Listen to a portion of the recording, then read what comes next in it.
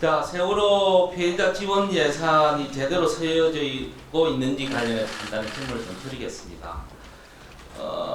잘 아시다시피 2014년 4월 달에 우리 세월호 참사가 발생해서 특히 우리 많은 아이들이 안타깝게 희생된 사건으로 해서 국민께서 큰 충격에 빠졌고, 이를 극복하고자 세월호 특별법을 만들어서 세월호 희생자 추모와 유가족 그리고 피해자 구제 및 공동체 회복을 위해서 노력을 하고 있습니다. 본 연도 세월호 참사가 대한민국 전 국민은 물론 특히 희생자 및 유가족, 피해자에게 엄청난 신체적, 정신적, 경제적 피해를 초래한 점을 감안해서 희생자 추모 및 그 유가족, 피해자들께 더욱 두텁게 구제 및 지원을 해야 된다는 데는 이런의 여지가 없습니다. 근데 다만 세월호 피해자 지원법에 따라 지원되는 예산도 역시 국민의 혈세로 충당되는 거거든요. 그래서 그 국민의 혈세가 그 사업 목적인 세월호 희생자 추모와 유가족, 피해자 구제와 지원과는 전혀 관계없이 그냥 공동체 회복이라는 미명하에 민간단체들의 주머니 돈으로만 채워지는 형태가 있어서는 안 된다는 차원에서 이 문제를 제기하고자 합니다. 그 세월호 피해 지원법에 따라서 경기도하고 정부는 2017년도부터 올해까지 약 110억 정도를 피해자 지원 사업을 하고 있습니다. 그건 알고 계시죠? 그 PT를 보시면 1단계, 2단계, 1단계에는 50억, 2단계에는 60억, 110억을 지금 사용을 하고 있습니다. 그리고 3단계도 지금 2023년부터 2025년까지 계획을 하고 있는데요. 이 세월호 피해 지원법의 목적은 보면 아까도 제가 말씀드렸다시피 희생자 추모와 피해를 입은 사람에 대한 구제와 지원 등을 통하여 피해 지역의 공동체 회복을 도모한다라고 나와 있습니다. 그런데 세월호 희생자 추모와 유가족 피해자 구제와 지원과는 전혀 상관없이 맹목적으로 공동체 회복이라는 미명하에 민간 단체들의 주머니를 채우는 형태가 공공연히 자행되고 있음을 의심할 수밖에 없는 상황들이 있어서 하나하나 따져보도록 하겠습니다. 2020년 한 해 것만 저희들이 분석을 했습니다. 총 사업비 20억 중에 7억 4천만 원이 민간 단체에 대한 보조금으로 직접 지원을 했습니다. 사회적 갈등 치유에 2억, 지속 가능한 마을 살이에 3억 4천, 세월호 가치 확산에 2억을 했습니다.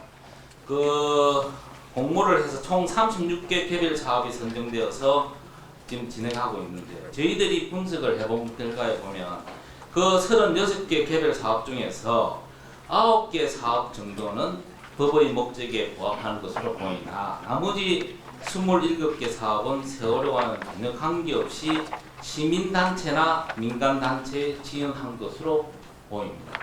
하나하나 따져보겠습니다.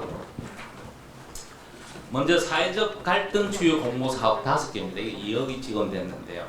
이 5개 항목은 내용적인 면은 더 따져봐야 되겠지만 일단은 표면적으로는 법의 목적에 맞게 집행한 것으로 보입니다. 이 5개 항목 다음으로 넘어가겠습니다.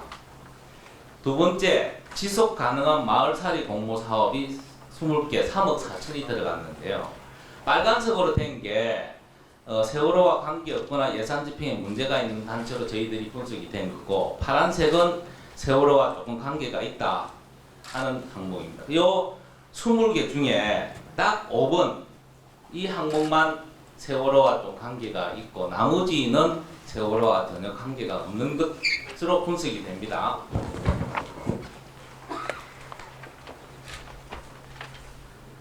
특히 벚꽃 사이 마을 협동조합 같은 경우에 수영장에 딸린 대부도 펜션에서 자녀들과 1박 2일을 해서 87만 원 결제한 것도 보이고, 청소년 열정공간 99도시에는 보면 아내가 남편에게 인쇄 홍보를 다 맡기고 933만 원 집행한 것도 보이고, 그 다음에 대부도 청년 비비런드 찾기에는 5명이 전주 한옥마을이나 신안, 제주도 등을 돌면서 1200만 원 사용한 것. 움직이는 사람들 단체에서는 대부도 풀 펜션을 이용해서 500만 원 정도 쓴 그런 부분들도 보입니다. 그 다음에 세 번째, 세월호 가치학습 공모 사업에는 11개인데요. 11개 중에 3개 정도는 세월호와 관련되는 사업으로 집행된 것으로 보이고 나머지는 전혀 관계가 없는 것으로 보입니다. 특히 주식회사 이래 같은 경우에는 경력 단절 여성에게 가죽 가방 재료비 1,100만 원, 강사료 640만 원 전혀 관계가 없이 그냥 시민단체가 운영할 수 있는 그런 주머니 돈처럼 쓰는 것으로 보입니다. 그래서 제가 보기에는 세월호 희생자 추모와 유가족 피해 및 지원을 통한 공동체 회복임에도 불구하고 전혀 세월호와 관계없이 방탕하게 예산 집행이 된 것으로 보입니다. 우리 지사님은 예산 전문가시지 않습니까? 예산을 이렇게 써도 되는 겁니까? 어떻습니까? 세월호 사건 날적에 예. 제가 국무조정실장으로 예. 그 옆에서 이렇게 볼 수 있는 위치에 있었기 때문에 우리 그 세월호 피해자나 유가족에 대한 추이에 대해서는 정말로 진심과 진정성까지 한다고 생각을 예. 합니다.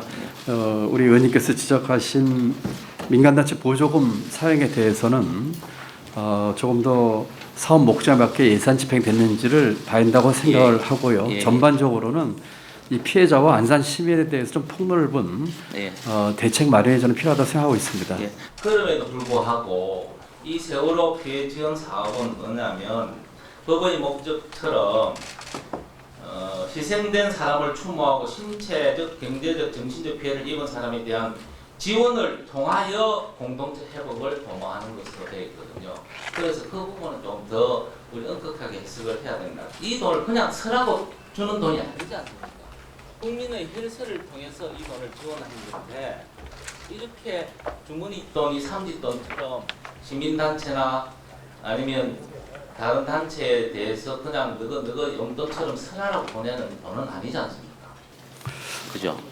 위원님 두 가지로 답변 저는 개인적인 생각을 드리고 있습니다. 첫 번째는 이런 문제에 있어서 여러 차례 그 정부에서 경험하면서 피해자 입장에서 생각한다고 생각합니다. 피해자가 충분하게 치유되고 보상받을 정도의 원칙을 가진다 생각하는 게 첫 번째고요. 다만 두 번째에서 위원님 지적하신 것처럼 이 민간 단체에 대한 경상 보조 이런 부분에 대해서는 이 당초 취지에 맞게끔 했는지에 대해서는 또 한번 봐야 된다. 그래서 저는 제가 말씀드리고 싶은 거는 피해자 희생자를 추모하고 피해자를 구제하고 지원하는데 어떻게 쓰라. 거기에 돈을 써야 되지 왜 돈이 옆으로 새는 걸 방지를 못하느냐 이런 차원입니다.